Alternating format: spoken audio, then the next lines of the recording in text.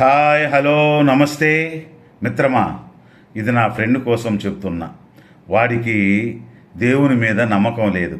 లేకపోయినా నమ్మకమున్న వారితో వాదించడు. ఎవరి నమ్మకం వారిదని తన కష్టమే నమ్ముకుని బ్రతుకుతున్నాడు. Good personality. వాడికే చెబుతున్నా, నువ్వు దేవుని నమ్మకపోయినా కర్మను నమ్మాల్సిందే.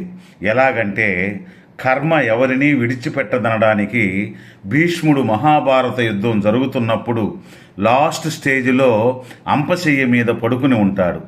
ఆ బాణాలు అతని శరీరానికి గుచ్చేస్తూ ఉంటాయి. అటు కదలలేక ఇటు కదలలేక చాలా బాధను అనుభవిస్తుండేటప్పుడు ఏంటి, నేను ఏం పాపం చేశానని ఇలా బాణాల మీద పడుకోవలసి వచ్చిందని అనుకుంటున్న సమయంలో కృష్ణ పరమాత్మ పాండవులను తీసుకుని అక్కడికి వస్తాడు.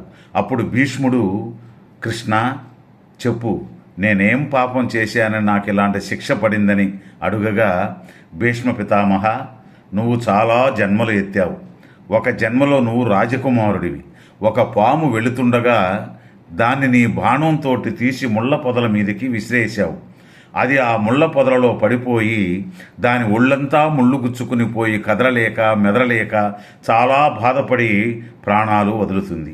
ఈనాడు నీకు ఇలాగా సంభవించినదంటే ఇప్పటిదాకా ఎందుకు రాలేదు? ఇన్ని జన్మలు ఎత్తానని అంటున్నావు కదా, మరి ఇంతకు ముందు జన్మలలో రాకుండా ఈ జన్మలోనే ఎందుకు వచ్చిందని అడగగా, ఇన్ని జన్మలలో నువ్వు చేసుకున్న పుణ్యం నిన్ను కాపాడుతూ వచ్చింది. ఇప్పుడు ఈ జన్మలో నిండు సభలో ద్రౌపదీదేవికి జరిగిన అన్యాయం చూస్తూ కూడా నువ్వు ఊరుకున్నావు. ఆమె ఎంత బాధపడిందో ఆ బాధ నిన్ను అప్పటిదాకా కాపాడుతూ వచ్చిన పుణ్యమంతా పోయింది. పాము యొక్క కర్మ ఫలం ఈ జన్మలో నిన్ను ఈ విధంగా అనుభవించేలా చేసింది. కర్మఫలం ఎవరినీ విడిచిపెట్టదని శ్రీకృష్ణ పరమాత్ముడు భీష్ముడికి వివరించాడు.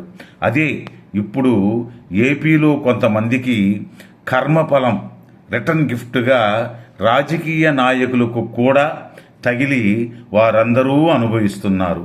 అదే కర్మఫలం అంటే. మిత్రమా, నువ్వు దేవుణ్ణి నమ్మకపోయినా కర్మఫలాన్ని ఖచ్చితంగా నమ్మాల్సిందే. అదే ఎవరి కర్మ వారు అనుభవించక తప్పదనేది. అది మంచి కర్మైనా చెడు కర్మైనా గుర్తుంచుకో మిత్రమా. ధన్యవాదాలు. మరలా రేపు ఒక మంచి వీడియోతో కలుసుకుందాం. నచ్చితే ఒక లైక్. ధన్యవాదాలు.